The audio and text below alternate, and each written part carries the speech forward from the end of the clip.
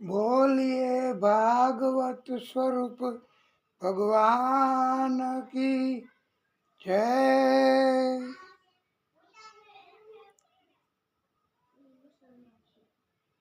આદિનારાયણ ભગવાન કી જય। આપણે કથાને વાલા ભક્તો હમણાં વિરામ કર્યો, ત્યારે આપણે કથા ક્યાંથી છોડી હતી? કોઈને યાદ હોય તો?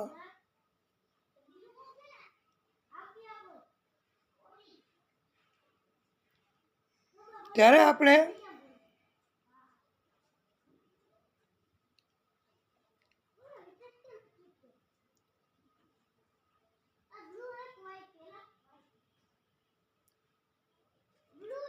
નારદજી પોતે પોતાની વાત કરે છે।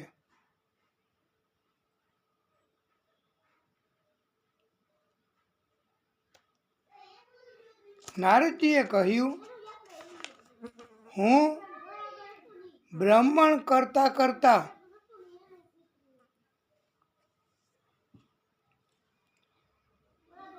યમુના કિનારે આવી પહોંચ્યો।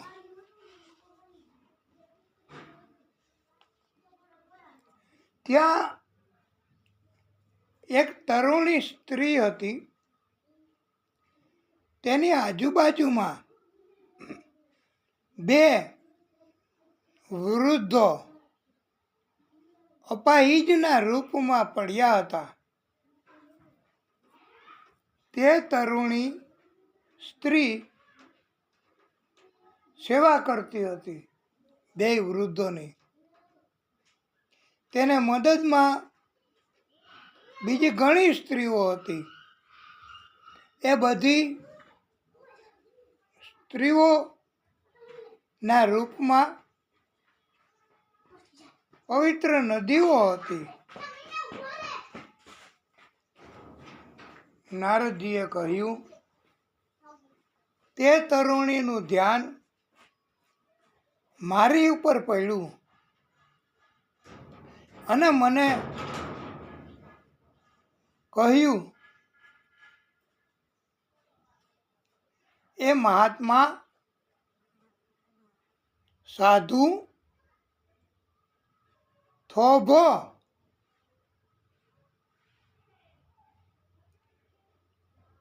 અર્થાત ભોહો ભોહો સાધુમ ક્ષણમ તિષ્ઠ મત ચિંતામ અપી નાશય દર્શનમ તવ લોકસ્ય સર્વથા ઘરમ પરમ। હું થોભ્યો।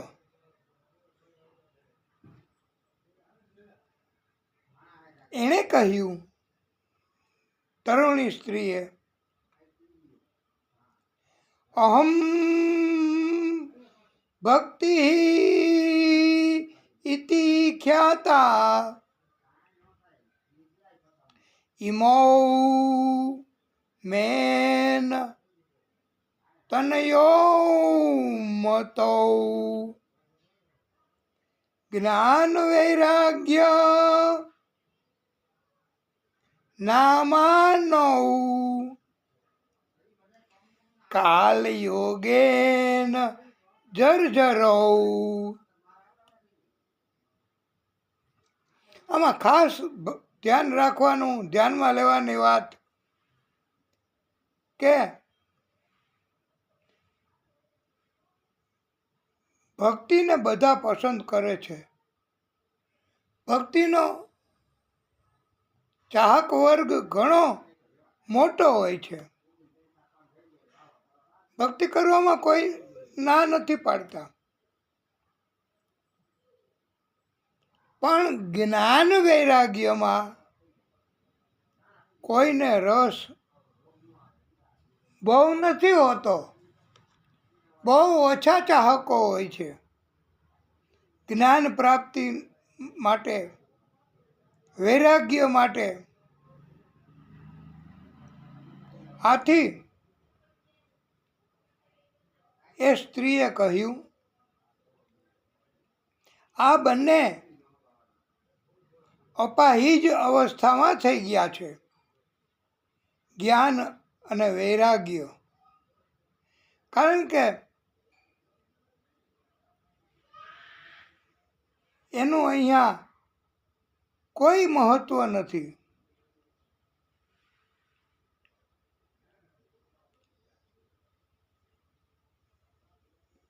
આજે પણ ઘણા લોકો માનતા હોય છે એવું કે જ્ઞાન વૈરાગ્યની જરૂર નથી, અમારે જ્ઞાનની જરૂર નથી ભાઈ.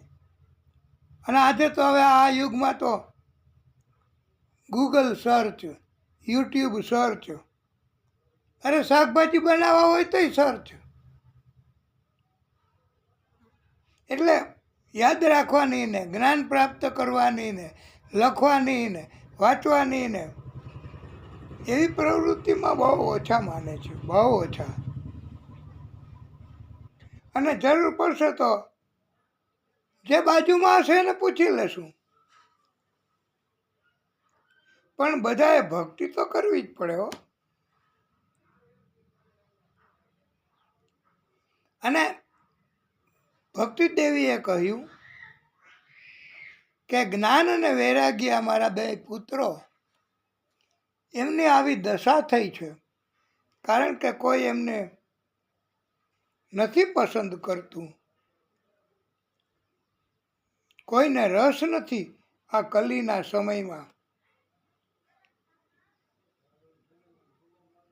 અને કાલયોગે ન જર્જરો, સમયની સાથે સાથે સાથે અને એ વૃદ્ધ ઉંમર એના કારણથી એ વૃદ્ધ થઈ ગયા છે બહુ, અને અપાહિજ જેવા થઈ ગયા છે. આપણે એ વસ્તુ ધ્યાનમાં રાખવાની કે અત્યારે પણ ઉંમર પ્રમાણે જે લોકો વૃદ્ધ થઈ ગયા હોય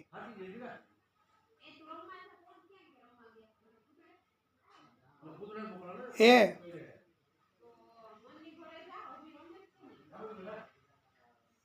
એવો બૌદ્ધ છે કે ભાગવત કથાથી જેમ જ્ઞાન વૈરાગ્ય છે એ તરુણ થઈ ગયા હતા, યુવાન થઈ ગયા હતા, શક્તિ આવી ગઈ હતી, એવી જ રીતે આ કલિયુગમાં પણ વાલા ભક્તો એવો બોધ છે કે ભાગવત કથાથી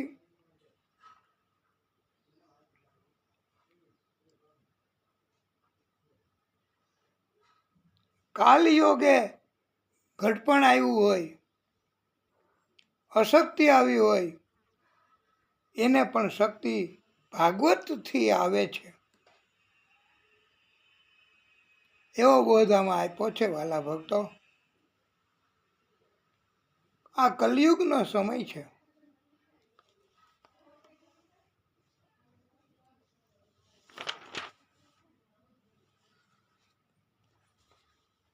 કલિયુગમાં તરુણી પ્રભુતા ગેહે, શ્યાલકો બુદ્ધિદાયક,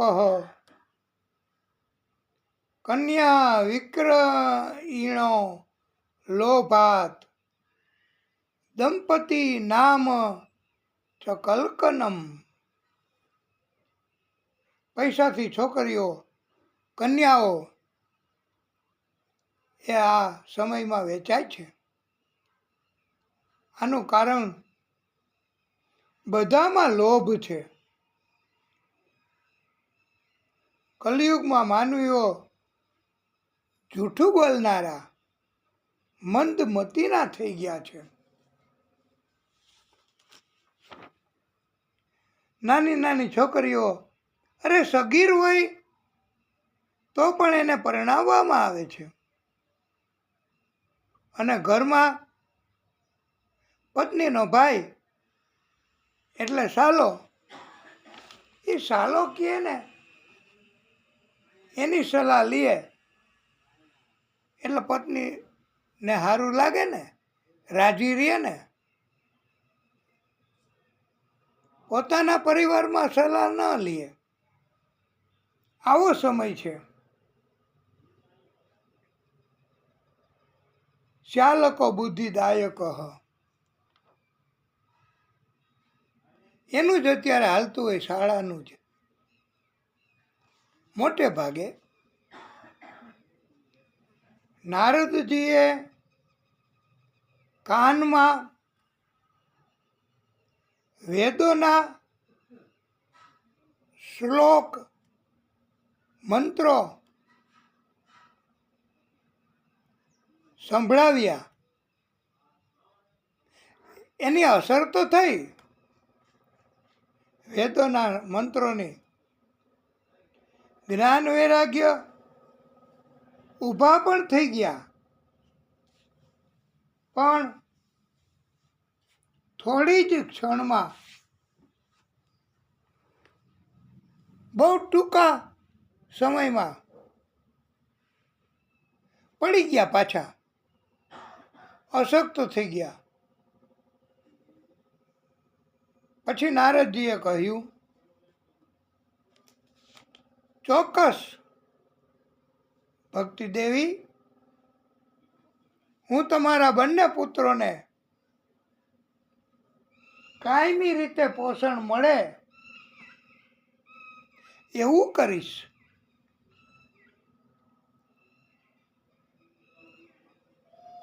આ સમયે પ્રિય ભક્તો, આકાશવાણી થઈ કે સત્કર્મ કરો તો આ બંને ને કાયમી રીતે તરુણ બનશે, યુવાન બનશે, શક્તિ આવશે અને પછી પાછા ક્યારેય અપાહિજ નહીં થાય.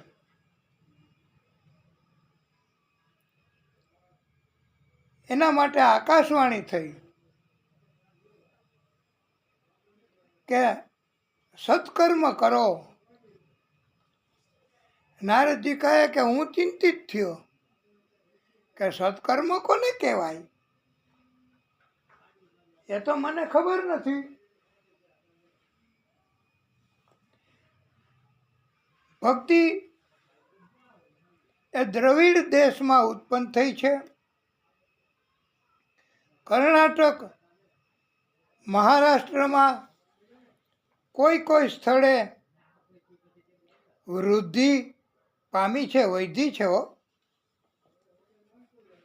ગુજરાતમાં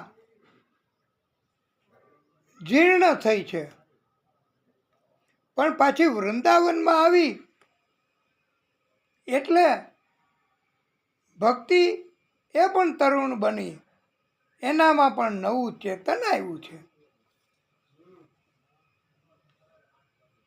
ભક્તિ દેવીએ કહ્યું, હે સાધુ, મારા આ બે પુત્રો જ્ઞાન વૈરાગ્યમાં નવું ચેતન નહીં આવે તો હું કાયમી રીતે આ યમુનાજી, વૃંદાવન એ છોડીને બીજે સ્થાને જતી રહીશ.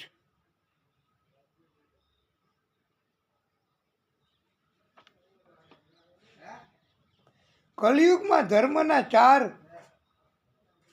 ચરણ,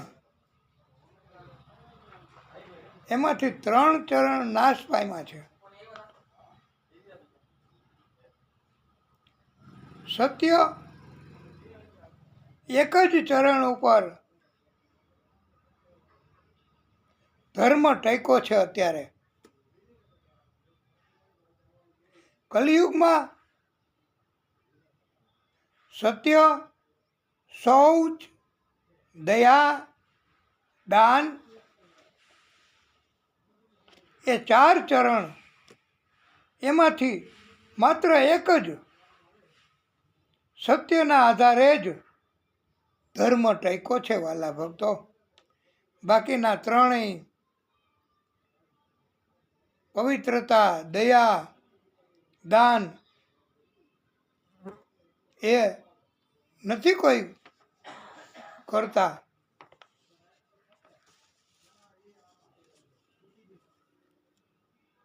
હવે સત્કર્મ કોને કહેવાય? નારદજી કહે બધાને પૂછ્યું, પણ કોઈ મને જવાબ ન આપ્યો. એ કે તમને ખબર ન હોય એવું બને અને અમે આપીએ જવાબ આપને. સત્સંગ કોને કહેવાય? સત્કર્મ કોને કહેવાય? એવું ન બને. એટલે કોઈ જવાબ નહોતા આપતા. માત્ર સનકાદિક ઋષિઓએ સમજાવ્યું, હે નારદ, ભાગવતજીની કથા એ જ સત્કર્મ, એ જ મોટો સત્સંગ છે. કથા માત્ર સાંભળવાથી જ મુક્તિ પ્રાપ્ત થાય છે. મુક્તિ એટલે બધા કષ્ટોનો નાશ, એ મુક્તિ છે. કોઈ કષ્ટ ન રહીએ. આ ભાગવતજી એના 18,000 શ્લોકો છે વાલા ભક્તો. 12 સ્કંધો છે.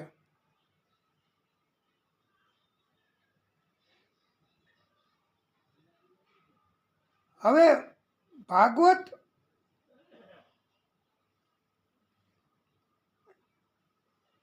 એના વક્તા તરીકે સનક આદિ ઋષિઓને જ નિયુક્ત કર્યા.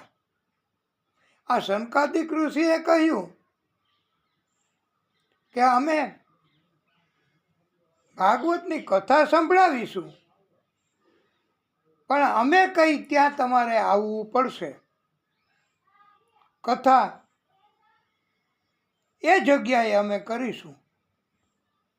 તો બધાએ કહ્યું કાંઈ વાંધો નહીં,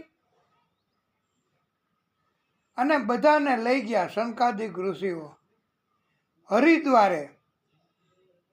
એને ગંગા દ્વારે કહેવાય છે, બદ્રિકાશ્રમ એ કહેવાય છે. એ બધું આજુબાજુમાં જ છે. અને ત્યાં જઈને કથા શરૂ કરી. એ સનકાદિક ઋષિઓને એટલા માટે વક્તા તરીકે પસંદ કર્યા હતા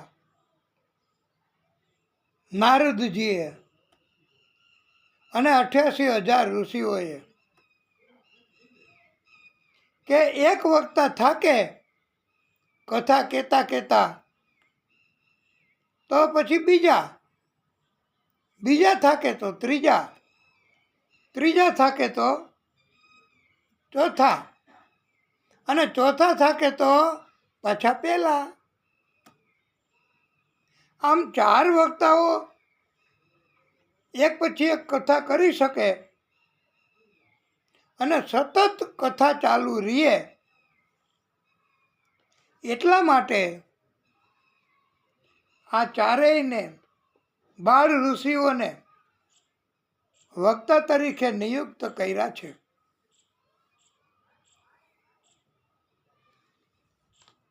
હવે વાલા ભક્તો,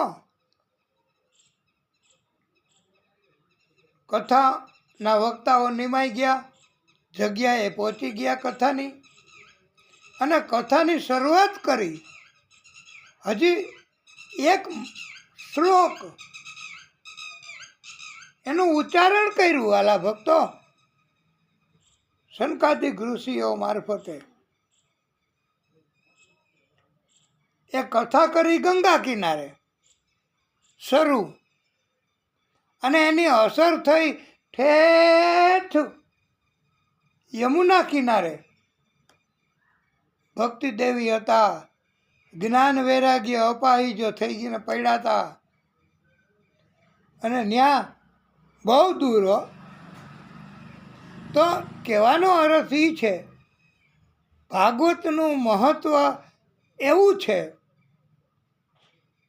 કે એટલે દૂર કથા કહેવાતી હોય તો એની અસર એટલે બધે દૂર સુધી થાય છે હો. એવી આ ભાગવતની કથા છે કે હજી તો શરૂ થઈ કથા, ત્યાં તો યમુના કિનારે ભક્તિ જ્ઞાન વૈરાગ્ય અને એની મદદમાં બીજી સ્ત્રીઓ હતી. એ બધી પવિત્ર નદીઓ એને અસર થઈ બધાને. અને નાચતા ગાતા કીર્તન કરતા કરતા ભજન કરતા કરતા કથા પંડાલમાં આવી પડ્યા કે જ્યાં કથા ચાલુ હતી. એક જ શ્લોક હજી સાંભળો ત્યાં જ. પછી આખી કથા આપણે તો કહેવાની જ છે અને તમારે બધાએ સાંભળવાની જ છે. પણ કહેવાનો મતલબ એવો છે કે ભાગવતની કથાનું મહત્ત્વ હવે તો આપને સમજાયું હશે ને ભક્તો, કે કેટલું બધું મહત્ત્વ છે. આજે આપણે પ્રથમ દિવસ છે ને કથાનો, એટલે આપણે ભાગવતનું મહત્ત્વ જ સમજાવવું છે. મહત્ત્વ શું છે એની આપને સમજણ હશે તો જ આપ કથાને પસંદ કરશો અને તો જ આપ કથા સાંભળવા કાલે પણ આવી જાશો સમય પહેલાં. પણ મહત્ત્વની ખબર હશે તો ને. જેવી રીતે આપણને ખબર હોય કે આ ડાક્ટરની દવા લેવાથી મને સારું થઈ જાય છે, પછી આપણે દવા એની લઈએ, પછી આપણે નિયમિત એ કહે એ પ્રમાણે 2 કે 3 વાર દવા લઈને અને પછી જો તાવ વયો જાય કે દર્દ મટી જાય તો પછી અસર થઈ જ જાય ને, કે બીજી વારે કાંઈ થાય તો આપણે ત્યાં જ જવું. એવી રીતે વાલા ભક્તો, આપને આ ભાગવતની કથા એનું મહત્ત્વ સમજાઈ જશે આજે, તો જ આગળની કથામાં આપને રસ રહેશે અને તો જ આપ શાંતિથી ધ્યાનપૂર્વક આ આખી અમારી ભાગવતની કથા સાંભળશો. એ મહત્ત્વ છે. અને એમ કહેવામાં આવે છે વાલા ભક્તો, ભક્તિ સુતૌ તૌ તરુણો ગૃહીત્વા પ્રેમે કરૂપા સહસા અવિરાસિત. શ્રી કૃષ્ણ ગોવિંદ હરે મુરારે નાથેતિ નામાની મુહુરવદંતી. શ્રી કૃષ્ણ ગોવિંદ હરે મુરારી હે નાથ નારાયણ વાસુદેવ. શ્રી કૃષ્ણ ગોવિંદ મુરારી હે નાથ નારાયણ વાસુદેવ પિતુમાત સ્વામી સખા હમારે હે નાથ નારાયણ વાસુદેવ बंदी गृह के तुम अवतारी कहीं जन्मे कहीं पले मुरारी किसी के जाए किसी के कहाए है अद्भुत हर बात तिहारी श्री कृष्ण गोविंद हरे मुरारी हे नाथ नारायण वासुदेव गोकुल में चमके मथुरा के तारे हे नाथ नारायण वासुदेव श्री कृष्ण गोविंद हरे मुरारी हे नाथ नारायण वासुदेव भक्ति ज्ञान वैराग्य પવિત્ર નદીઓ આ બધાની સ્થિતિ હવે પછી ક્યારેય પહેલાંના જેવી અપાહિજ શક્તિ વગરની વૃદ્ધત્વ ન આવે એના માટે બધી પવિત્ર નદીઓ એમણે બધાએ પ્રભુને પૂછ્યું કથા પંડાલમાં આવીને કે પ્રભુ અમારે કાયમી રીતે ક્યાં રહેવું કે જેથી કરીને આવી સ્થિતિ ફરી વખત ન થાય અમારી. ત્યારે ભગવાન કહે છે કે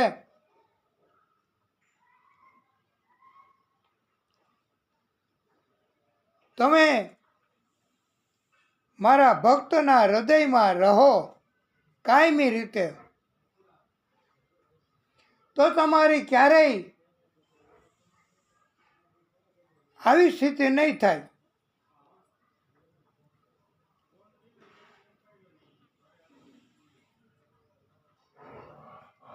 અને કહ્યું છે કે ભક્તના હૃદયમાં હું એટલે ભગવાન સદાય હંમેશા સતત રહે છે.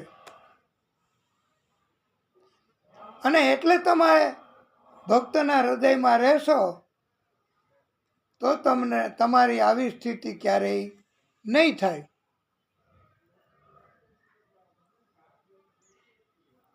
યત્ર યત્ર ભવેત પુણ્યમ શાસ્ત્રમ ભાગવતમ કલૌ તત્ર તત્ર સદૈવ અહમ ભવામિ ત્રિદશૈઃ સહ. અને ભગવાને પોતે કહ્યું છે ને વાલા ભક્તો, નાહમ વસામી વૈકુંઠે યોગીનામ હૃદયેન ચ.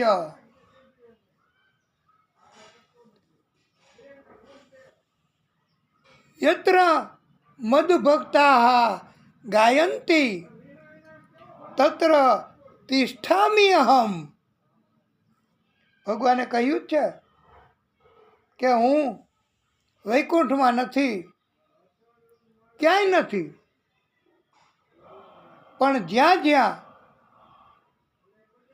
મારા ભક્તો મારું ગાન કરે છે, મારી કથા કરે છે, મારા ભજન કીર્તન કરે છે, તે જગ્યાએ હું કાયમી તત્ર તિષ્ઠામિ અહમ, કે ત્યાં તો હું સ્થિર જ, ત્યાં તો હું રહું જ છું કાયમી. એટલે કાયમી રીતે ભક્તિ જ્ઞાન વૈરાગ્યને ભગવાને કહ્યું છે કે તમે અહીંયા રહ્યો મારા ભક્તના હૃદયમાં. પછી ક્યારેય તમારી આવી દશા, આવી સ્થિતિ નહીં થાય. પ્રભુ આ ભાગવત જે કાંઈ ઉપાય કરે એ કાયમી હોય છે હો વાલા ભક્તો, એવું એનું મહત્વ છે.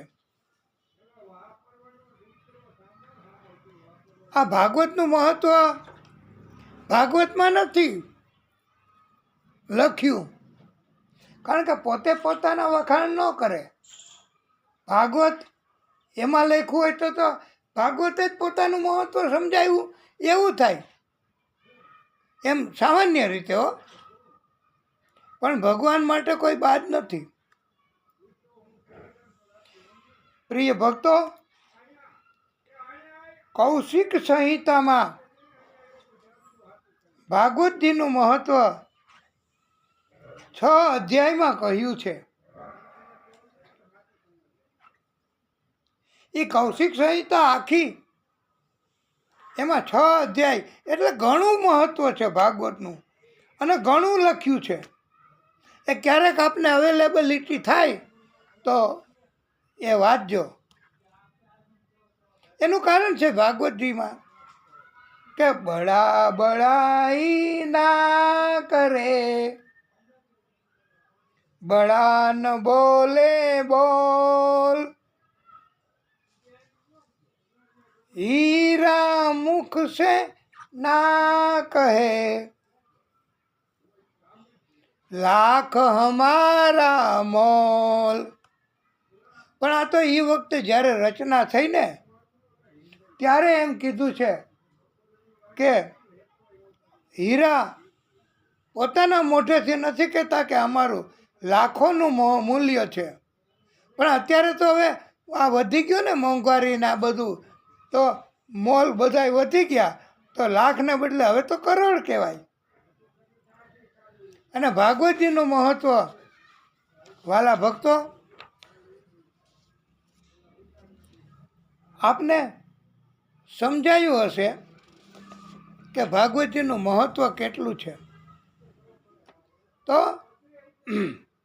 અને આને આપણે ઘણાય પંડિતોએ કહ્યું છે આ સમજાવવા માટે ભાગવતજીનું મહત્વ.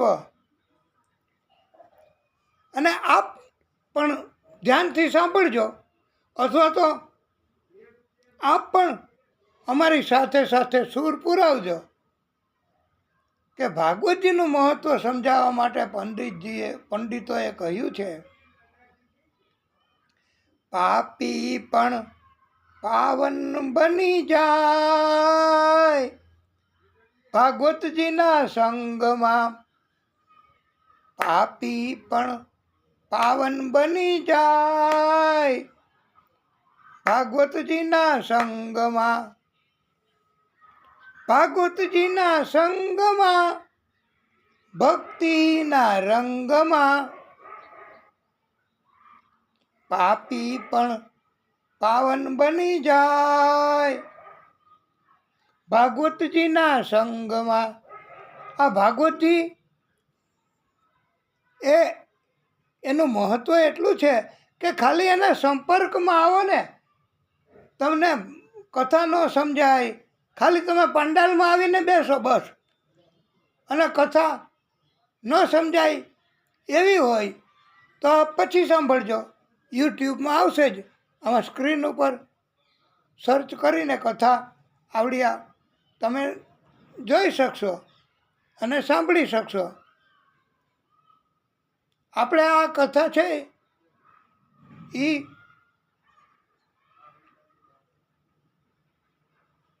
ભાગવતની એ અવાજ સંભળાવીને જ માત્ર આપણે સંભળાવીને જ કહેવાની છે. કાગડો પણ કોયલ બની જાય ભાગવતજીના સંગમાં, બગલો પણ હંસ બની જાય ભાગવતજીના સંગમાં, ભાગવતજીના સંગમાં, ભક્તિના રંગમાં, ભાગવતજીના સંગમાં, ભક્તિના રંગમાં, પાપી પણ પાવન બની જાય ભાગવતજીના સંગમાં.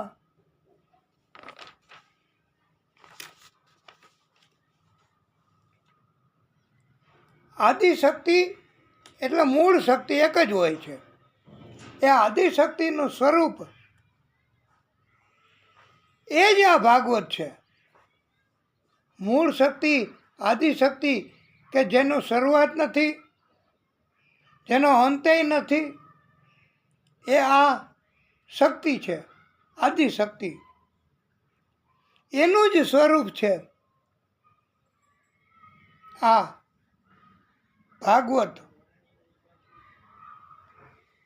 હવે આદિશક્તિ શું કરી શકે આપને અમે સમજાવીશું કે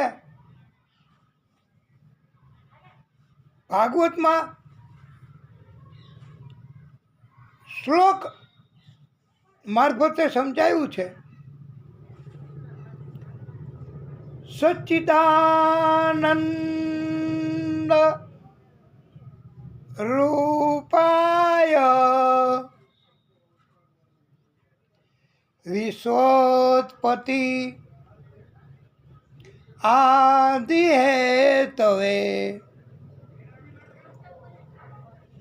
તાપત્રય વિનાશાય. આદિશક્તિ સ્વરૂપ એ કોઈ પણ કૃષ્ણ, માતાજી, મહાદેવજી, કોઈ પણ તાપત્રય વિનાશાય. આદિશક્તિ સ્વરૂપ શ્રી કૃષ્ણાય વયમ નુમઃ. વાલા ભક્તો, આદિશક્તિના ઘણા પ્રાગટ્ય છે. આદિશક્તિએ પ્રગટ થયા છે, પ્રાગટ્ય કર્યું છે. એના અવતારો છે ઘણા, અનગિનત. એમ કહેવામાં આવે છે ને, હરિ અનંત હરિ કથા અનંતા.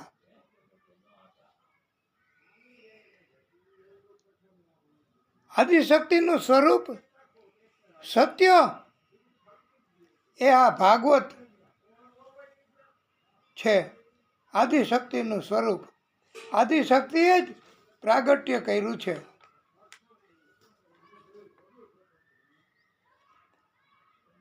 આનંદ એ પણ આદિશક્તિનું જ સ્વરૂપ છે. ચિત્ત એટલે ચૈતન્ય તત્વ, ચેતન જેને કહેવાય, જીવ જેને કહેવાય, એ પણ આદિશક્તિનું જ સ્વરૂપ છે. એટલા ત્રણેય સત, ચિત્ત, આનંદ એ આદિશક્તિના સ્વરૂપો છે. એટલે સચ્ચિદાનંદ આ ત્રણ સ્વરૂપ આદિશક્તિના છે. સચ્ચિત આનંદ. આ સચ્ચિદાનંદ એની ઉત્પત્તિ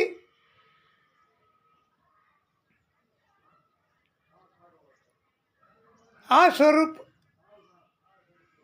શા માટે? તો વિશ્વની ઉત્પત્તિ માટે છે વાલા ભક્તો. આ સચ્ચિદાનંદ સ્વરૂપ શક્તિ રાજી થાય એટલે કોઈ પણ મનુષ્ય સચ્ચિદાનંદ સ્વરૂપની કૃપા થાય એટલે કોઈ પણ મનુષ્યના 3 પ્રકારના જિંદગીના મહાતાપ, સંતાપ એટલે કષ્ટ બધાના જીવનમાં હોય છે બહુ મહાન.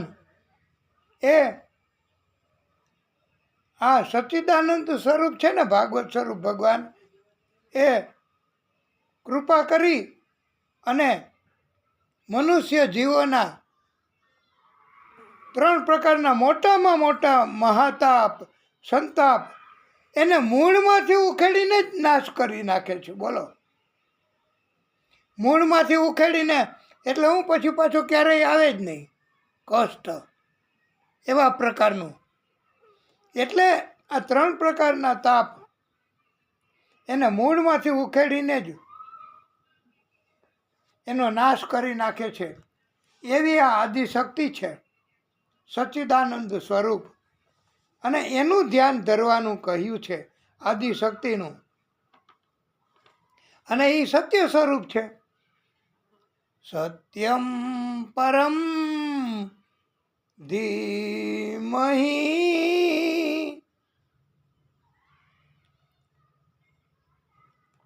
આ આદિશક્તિ એ 3 પ્રકારના મહાતાપ એટલે ક્યાં ક્યાં? એને એમ કહેવામાં આવ્યું છે કે આદિ વ્યાધિ ને ઉપાધિ દરેક મનુષ્યના, સ્ત્રી હોય, પુરુષ હોય, બાળક હોય, કંઈ પણ હોય, દરેક મનુષ્યના આ 3 પ્રકારના તાપ, સંતાપ મોટામાં મોટા એને મૂળમાંથી ઉખેડી અને ભાગવત એનો નાશ કરી નાખે છે. જો આપણે ભાગવતજી એનું સ્મરણ, ચિંતન, આયોજન કરીએ અને સચ્ચિદાનંદ સ્વરૂપને યાદ કરીએ, એનું ધ્યાન ધરીએ તો, અને આ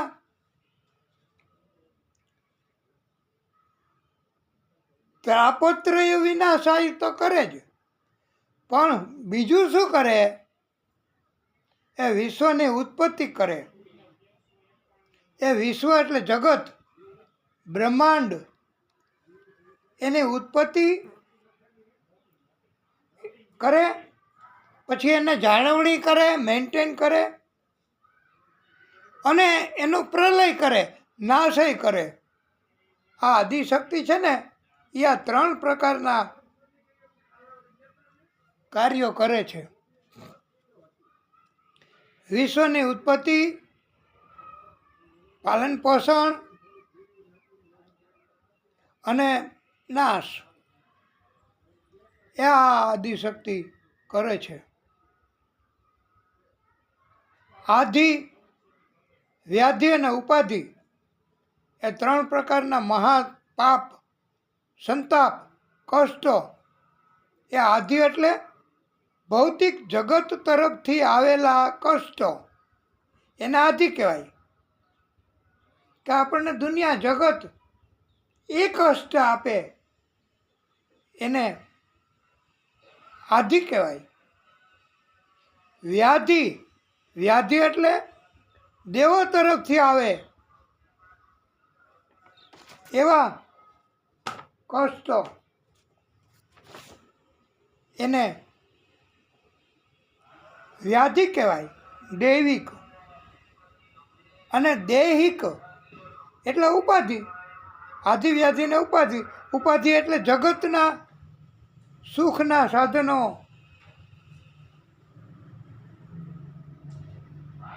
શારીરિક રોગ એ બધું ઉપાધિમાં દેહના સુખ કહેવાય છે. એટલે આધિવ્યાધિને ઉપાધિ એનો નાશ અને જગતની ઉત્પત્તિ, મેન્ટેન અને પ્રલય કરે છે. આ સત્ય સ્વરૂપ છે ભાગવત. એટલે સત્ય બોલવું, સત્યનું આચરણ કરવું, તો આદિશક્તિની કૃપા થાય. અને એ આદિશક્તિની જ ભક્તિ કહેવાય. આના માટે, સત્ય માટે એમ કહેવામાં આવે છે, સત્ય જ કલ્યાણકારી છે. સત્ય જ એ શિવ છે. શિવ એટલે કલ્યાણકારી. સત્ય એ આદિશક્તિનું સ્વરૂપ. આ ભાગવત એ કલ્યાણકારી છે. શિવ એ જ સુંદર છે.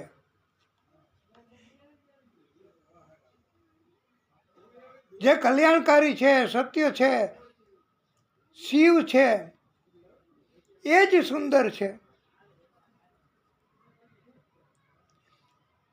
એટલે આ ત્રણ, સત્ય, શિવ અને સુંદર, એ સત્ય, શિવ અને સુંદર એ ત્રણ સ્વરૂપે આપણા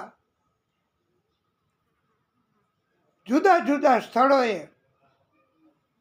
અત્યારે બિરાજમાન છે વાલા ભક્તો.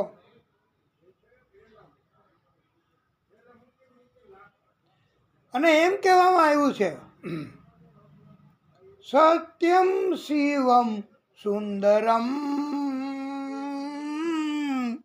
સત્યમ શિવમ સુંદરમ.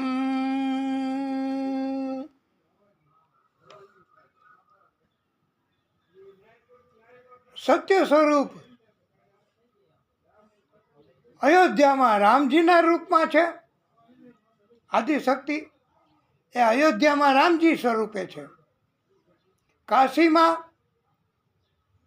મહાદેવજીના રૂપમાં બિરાજમાન છે. અને વૃંદાવનમાં કૃષ્ણના રૂપમાં બિરાજમાન છે. એટલે કાશી, અયોધ્યા અને વૃંદાવન, આ ત્રણેય જગ્યાએ સત્ય સ્વરૂપ એટલે ભાગવતના ત્રણ સ્વરૂપ, એમનું પ્રાગટ્ય આ ત્રણેય જગ્યાએ છે. બધાના હૃદયમાં, ઘરમાં પણ આદિશક્તિનું પ્રાગટ્ય છે. અને તો જ આપણી કિંમત છે ને વાલા ભક્તો. આપણા શરીરમાં, આપણા હૃદયમાં આદિશક્તિ એ છે જ. અને તો જ આપણે હાલી ચાલી શકીએ, બોલી શકીએ, સાંભળી શકીએ, અનુભવ કરી શકીએ. જો આ સત્ય સ્વરૂપ આપણા હૃદયમાં કોઈના અંદરથી જતું રહીએ, કોઈની અંદર ન હોય, એ કહેવાય શરીર મૃત, ડેડ. હલનચલન કે સમજણ ન હોય. હવે જેનામાંથી આ સત્ય સ્વરૂપ નીકળી જાય, હૃદયમાંથી પરમાત્માનું સ્વરૂપ, ચિત્ત સ્વરૂપ નીકળી જાય જેના શરીરમાંથી, પછી એને તમે ધાબળા ન ઓઢાડો તોય એને ઠંડી લાગે. કારણ કે એ તો ડેડ બોડી થઈ ગયું. હાવ શરીર ચિત્ત વગરનું થઈ ગયું, એ ઊભું થઈને હાલી જાય? ન હાલે. અને એ કાંઈ બોલે ડેડ સ્વરૂપ કે હવે જલ્દી લઈ જાઓ મને સ્મશાનમાં, મોડું થશે, પછી પાછા ક્યારે આવશો, એમ કાંઈ ડેડ બોડી કહે? એટલે એનામાંથી ચિત્ત તત્વ નીકળી ગયું છે. આ ચિત્ત તત્વ એ પરમાત્માનું તત્વ છે, ભાગવતનું તત્વ છે, આદિ શક્તિનું તત્વ છે. અને એ છે તો જ વાલા ભક્તો આપણા બધાયની કિંમત છે. આ કથાને સમજાવવા માટે કહેવામાં આવ્યું છે એ આપ પણ સાથે સાથે બોલી શકો. પછી અમે તક આપશું મંગલાચરણના પાર્ટમાં, તો મંગલાચરણના પાર્ટમાં આપ આવીને કાંઈ પણ બોલી શકશો કથાને લગતું, અને ગાઈ શકશો, ધૂન બોલી શકશો. પણ અત્યારે આપણે મહત્ત્વ સમજાવવા માટે આપણે એમ કહી શકશું, અમારે એમ કહીને સમજાવવું છે આ કથાને સમજાવવા માટે. રામાવત મેં, रामावत में काशी में शिव, कान्हा वृंदावन में, दया करो प्रभु देखूं इनको,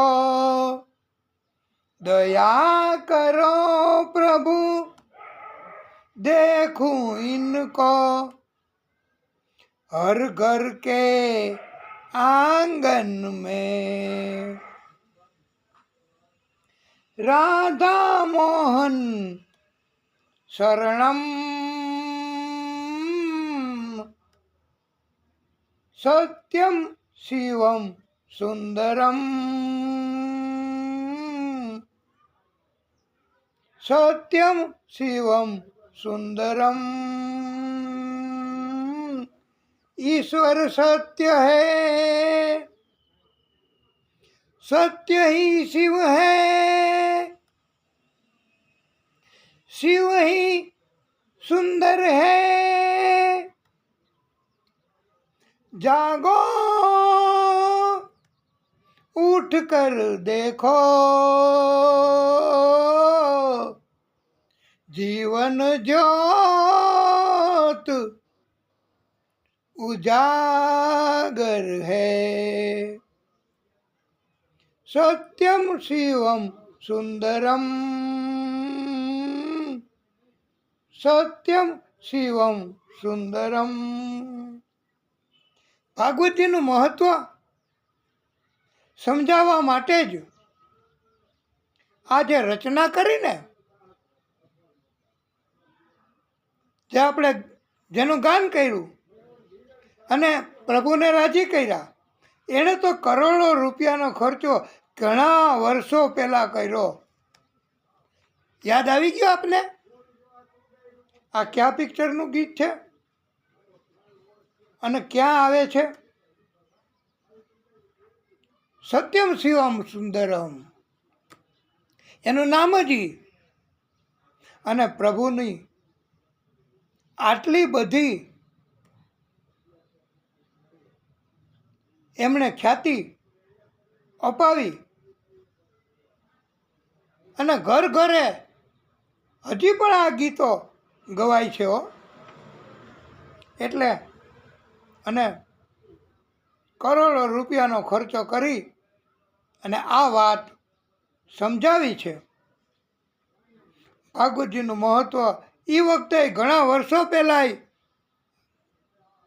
આજથી 40, 45, 50, 60, 70 વર્ષ પહેલાં જેટલા થયા હોય એટલા. આપણે કાંઈ એવું નથી કે સાચું જ પડવું જોઈએ. અનેક ગણી કૃપા છે હો. ભાગવતની કૃપા થાય જ. ભાગવતની કથાનું ઘણું મહત્વ છે. અમને તો એમ કહેવું પડશે, અમારે તો એમ કહેવાનું મન થાય છે વાલા ભક્તો, ધન્યા ભાગવતી વાર્તા પ્રેત પીડા વિનાશિની સપ્તાહ અપી તથા ધન્ય કૃષ્ણલોક ફલપ્રદ. આ ભાગવત કથામાં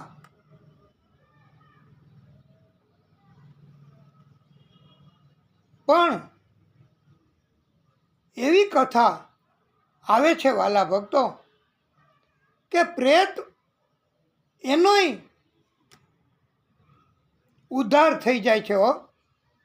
અરે પિતૃઓનો પણ ઉદ્ધાર થઈ જાય છે. પિતૃઓ કે જે ઘણા વર્ષો પહેલાં ગુજરી ગયા હોય એનો પણ ઉદ્ધાર થઈ જાય છે. અને મોટામાં મોટા પ્રેત થયા હોય, કમોતે મર્યા હોય, તો એનો પણ આ ભાગવતની કથા કરાવવાથી, કથા સાંભળવાથી, કથાનું પ્રસારણ કરવાથી આ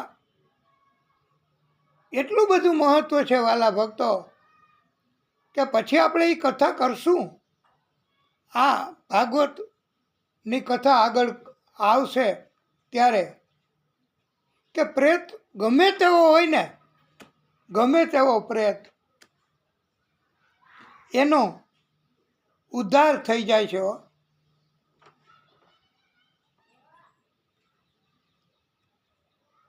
શ્રી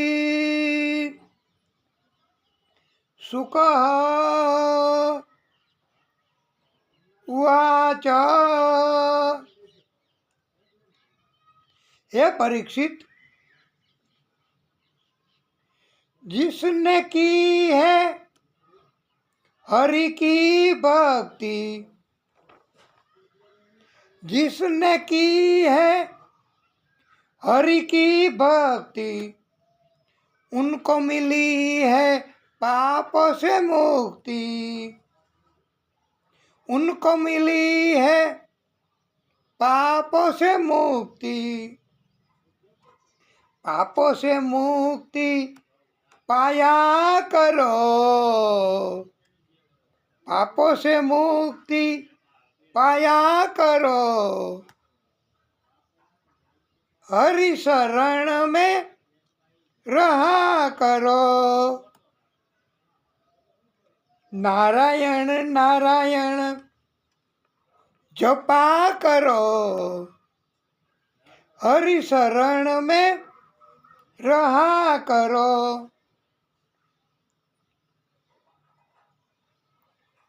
ભાગવતની કથા સમજાવવા માટે કદાચ કોઈએ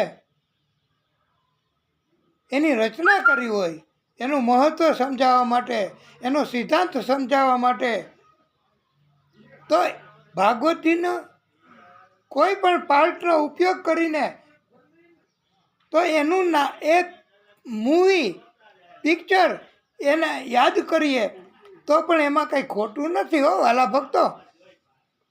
ભાગવત તો આદિકાળથી છે.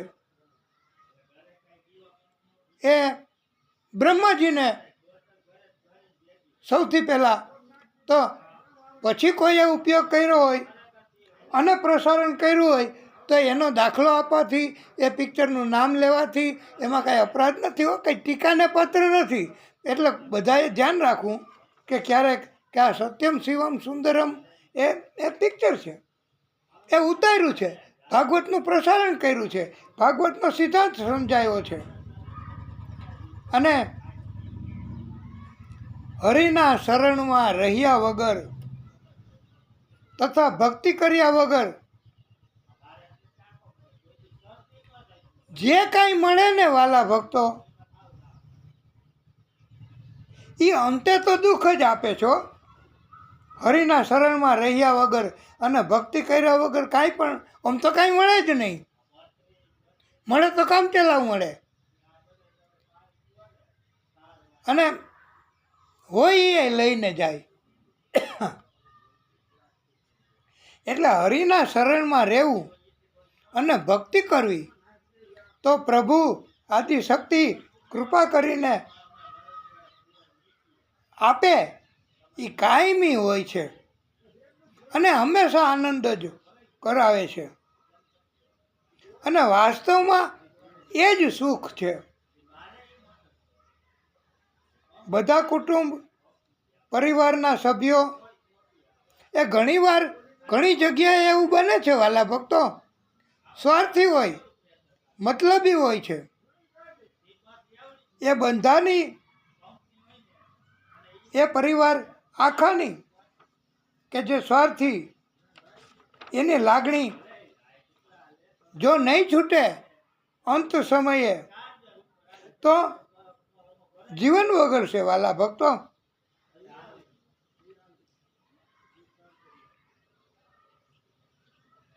ભાગવતજીનો નિયમ સિદ્ધાંત સમજાવવા માટે ઘણી વાર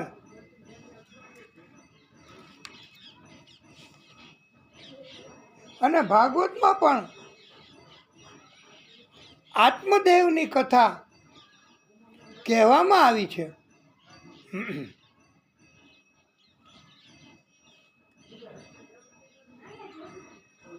એ આત્મદેવ એની કથા આપણે પછી કરશું. આ કથાને ટૂંકો વિરામ આપીને તો આપ પણ જરા જલપાન કરી અને પછી આગળની કથા કરશું. બોલીએ ભાગવત સ્વરૂપ ભગવાન કી જય. આદ્યશક્તિ શ્રી નારાયણ ભગવાન કી જય.